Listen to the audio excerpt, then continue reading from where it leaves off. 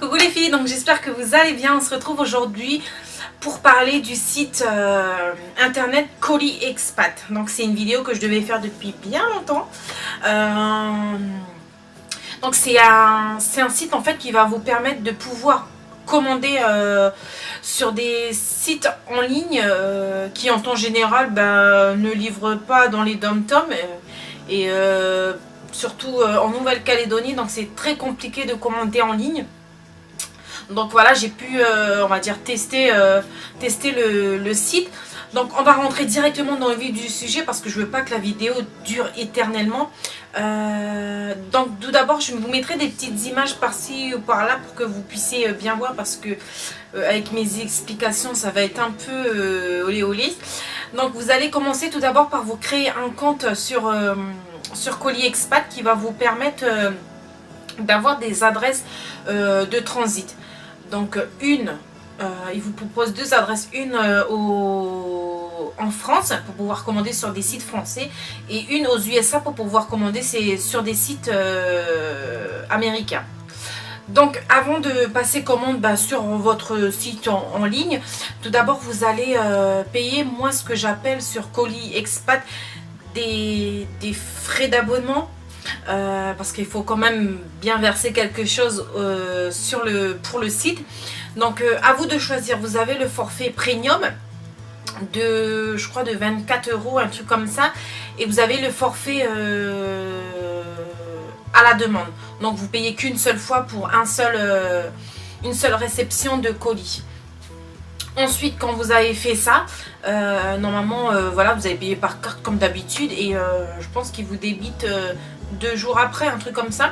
Ensuite, quand vous allez aller faire vos achats sur le site en ligne, ils vont vous demander en fait une adresse. Je vous mets les images en même temps pour que vous voyez bien. Ils vont vous demander votre adresse de livraison.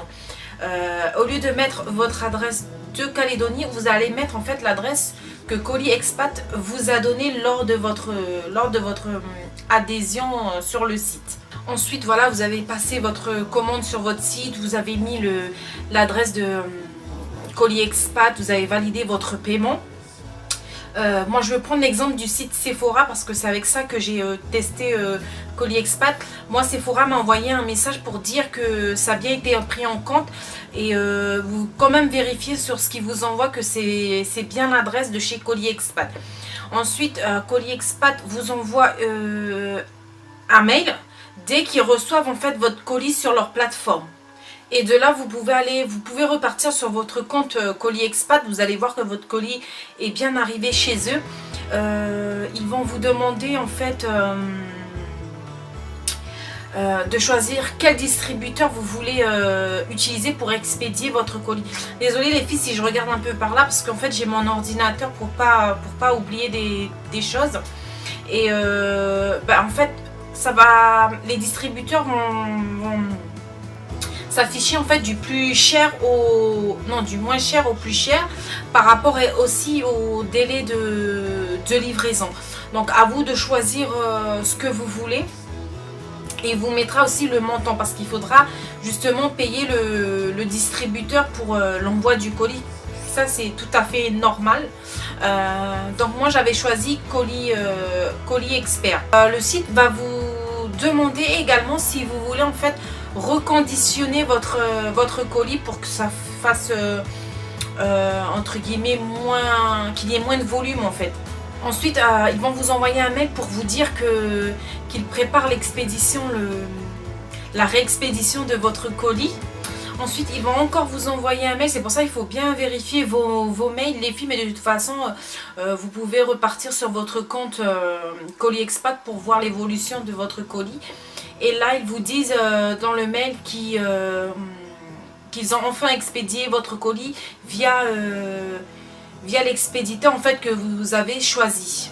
Donc voilà les filles, j'espère que vous avez compris un peu entre guillemets le principe. Vous voyez, c'était rapide en fait l'explication, parce que je pense que j'ai essayé de faire des explications assez simples, mais normalement avec les images qui vont défiler en même temps ça devrait plus vous parler.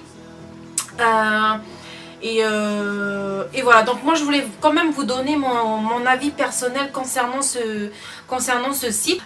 Moi j'aime beaucoup en fait le concept du site parce que ça nous permet à nous, les petits pays du Pacifique, de pouvoir commander enfin en ligne sur des sites qui en général ne livrent pas en Nouvelle-Calédonie.